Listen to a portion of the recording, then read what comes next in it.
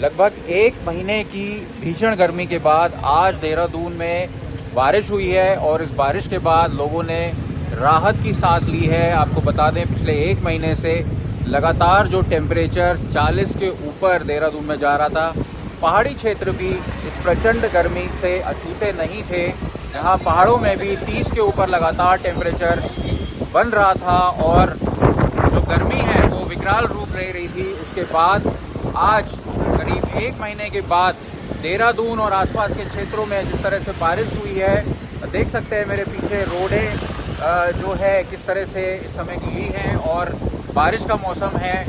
जो गर्मी है उससे लोगों को राहत मिली है और पिछले एक महीने से न सिर्फ जल और बिजली ने भी लोगों को परेशान किया, बल्कि फॉरेस्ट फायर ने भी इस तपतपाती गर्मी में ही का काम किया। जिस तरह से गर्मी के जो टेम्परेचर और हवा में जो गर्मी आ रही थी उससे लोग बेहाल थे।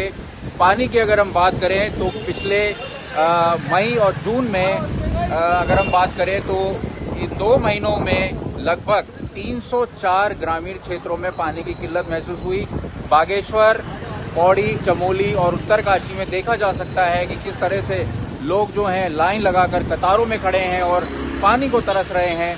इसके बाद भी जल संस्थान जो है उसकी तरफ से कोई एक्टिव एक इनिशिएटिव नहीं लिया गया और जो सरकार की अनदेखी है पानी की तरफ वो साफ देखी जा सकती है।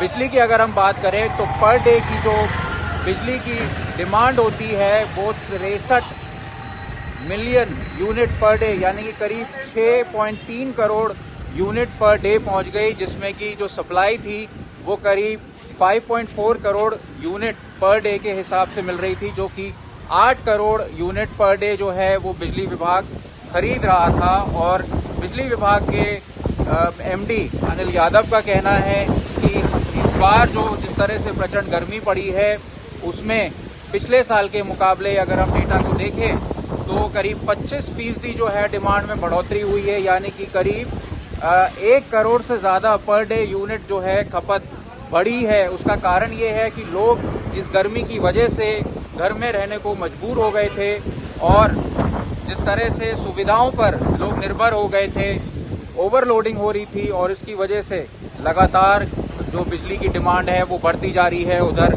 पानी की किल्लत से लोग जूझ रहे थे। अब जिस तरह से ये बारिश हुई है और मौसम विभाग का अनुमान है कि आने वाले दिनों में हीट वेव से लोगों को राहत मिलेगी और बारिश का सिलसिला शुरू हो जाएगा। मॉनसून भी आने वाला है।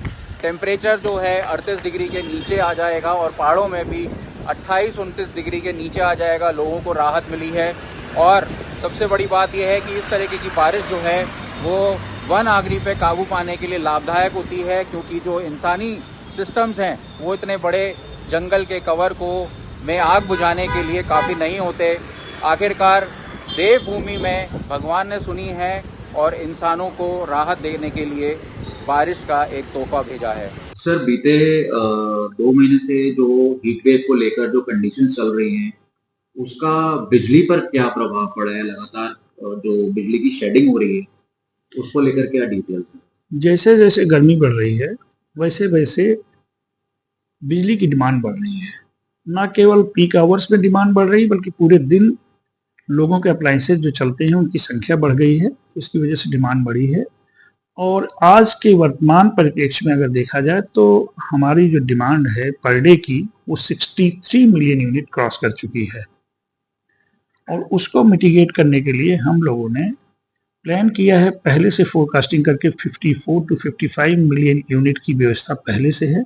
बाकी जो 7 से 8 मिलियन यूनिट या 9 मिलियन यूनिट जैसी जिस दिन रिक्वायरमेंट होती है उसको हम लोग रियल मार्केट से परचेज करते हैं।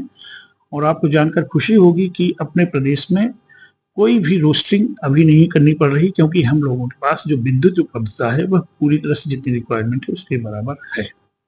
पिछले साल से अगर इस साल का मुकाबला करें, पिछले सालों का अगर हम बात करें तो कितनी वृद्धि आई है डिमांड में?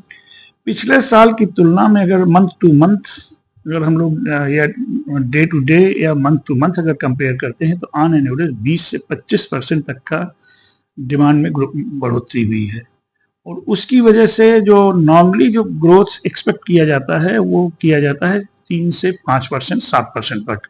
तो जो अचानक ये 20 और 25% का राइज आया है, क्योंकि इतनी भीषण गर्मी पड़ रही है, तो उसके लिए हम लोग तैयार हैं वैसे तो, लेकिन ग्रिड में इतनी कभी-कभी शॉर्टेज हो जाती है, बिजली कोई क्लियरेंस पीक आवर्स में नहीं हो पाती है। तथापि हम लोगों ने इस तरह से प्लानिंग किया है कि इस प्रदेश को उस तरह की चीजों से जूझना नहीं पड़ रहा है। आप लोगों को किस तरीके की मुश्किलों का सामना करना पड़ रहा है, या अगर हम कर्मचारियों की बात करें, क्योंकि भीषण गर्मी है, ऐसे में कई जगहों पर शटडाउन भी हो रहे हैं 2-3 घंटे। देखिए, आपको जैसा कि मालूम ही है कि जैसे जैसे मौसम खराब होता है वैसे वैसे लाइनों में ब्रेकडाउन होता है। जैसे जैसे लोड बढ़ता है, यानी गर्मी बढ़ती है, लोगों की डिमांड बढ़ती है, कंडक्टर्स का जो गर्मी है वो बढ़ती है, हीटिंग की वजह से ब्रेकडाउन्स बढ़ जाते हैं, ट्रांसफार्मर्स के ब्रेकडाउन्स बढ़ जाते हैं। उन ब्रेकडाउन्स को कम करने के लिए हम लोग प्री प्लान वे में शटडाउन लेकर के मेंटेनेंस किए रहते हैं। प्रिवेंटिव मेंटेनेंस कहलाता है और शेड्यूल मेंटेनेंस तो हम लोग किए रहते हैं। तथापि प्रॉब्लम चूंकि अचानक रूप से डिमांड बढ़ी है, तो हम लोग उसको जैसी जैसी आवश्यकता होती वैसे वैसे मेंटेनेंस करते रहते हैं। सर, आजकल जिस तरह से हम टीवी में भी देख रहे हैं कि ट्रांसफार्मर में पानी डाला जा रहा है, कई जगह पर एसी फट रहे हैं, कई जगह पर तारों में आग लग रही है, इसका मुख्य कारण क्या है? क्या मतलब कम कैपेसिटी में बहुत ज्यादा लोडिंग हो रही है? आपको क्या लगता है? बहुत अच्छा प्रश्न पूछा आपने। एसी तो इसलिए फट रहे हैं कि अगर उनकी जो लोड बियर करने की क्षमता है, मान लीजिए कि 1.5 टन है, और उस पर आप 100% लोडिंग पर लगातार चलाते रहेंगे तो इसकी मोटर या कंप्रेसर हीट हो जाता है, ओवर हीट हो जाता है। तो उसमें जो गैस भरी होती है वो एक्सप्लोड कर जाती है, या उसमें अप्लायंसेस जो होते हैं वो मल फंक्शन कर जाते हैं। ऐसे में एसी जल जाते हैं। रही बात है कि जो अप्लायंसेस हमारे बिजली विभाग के उपकरणों पर भी इसका असर पड़ता है। गर्मी जब बहुत ज्यादा बढ़ जाती है तो एम्बिएंट टेम्परेचर अधिक होने पर जब और साथ साथ लोड भी बढ़ता है तो गर्म होते हीटिंग इफेक्ट होता है। उसको मिटिगेट करने के लिए हम लोग कभी कभी, वैसे ऐसा बहुत रेयर होता है कि कभी कभी कूलिंग, फोर्स्ड कूलिंग के माध्यम से ट्रांसफार्मर्स को हम लोग ठंडा करते हैं। सर, मॉनसून जैसे आता है, जैसे कि फोरकास्ट भी है कि 24-25 के बाद मॉनसून आ सकता है, इसका किस तरह से प्रभाव पड़ता है बिजली उत्पादन और सप्लाई में? कितनी राहत मिलती है? जैसे ही मानसून आता है, तो जैसा कि आप लोगों को मालूम है कि हमारे प्रदेश में बिजली की जो ज्यादातर जनरेशन है वो जल विद्युत निगम से है, और जल विद्युत परियोजनाएं ज्यादा बिजली पैदा करने लगती हैं। साथ साथ डिमांड भी कम हो जाती है। जब डिमांड कम हो गई, उधर हमारा जनरेशन कम हो जाता है, तो रोस्टरिंग या कटौती वगैरह की स्थिति नहीं रहती है। यद्यपि हम लोग आज भी कटौती नहीं कर रहे हैं, तथापि हम सेल्फ सफिशिएंट हो जाते हैं। सर, आखिरी सवाल लेंगे आपसे। जिस तरह से इस साल भीषण गर्मी देखने को मिली है, अगले साल भी हो सकता है कि हीट वेव, क्योंकि ग्लोबल वार्मिंग का इस समय दौर चल रहा है और क्लाइमेट की अगर हम बात करें तो स्थिति बिगड़ ही रही है। तो आने वाले समय में कैसे आप इन चैलेंजेस को मीट आउट कर पाएंगे? क्या योजना है इस समय बिजली विभाग? हम लोगों ने मीडियम टर्म और शॉर्ट टर्म और लॉन्ग टर्म तीनों तरह की प्लानिंग कर लिया है। यानी आने वाले समय में अगर मान लीजिए विद्युत की डिमांड बहुत ज्यादा बढ़ती है, जिसकी की संभावना है, तो हम लोगों ने लॉन्ग टर्म एग्रीमेंट्स कर लिए हैं पावर परचेज के लिए। शॉर्ट टर्म की भी व्यवस्था कर रखी है, मीडियम टर्म की व्यवस्था कर रखी है, और इसको माननीय रेगुलेटर को दिया है इसके स्वीकृति के लिए। जैसे ही स्वीकृति हो जाएगी तो हमारी रिक्वायरमेंट्स के अनुसार हमें बिजली मिल जाएगी।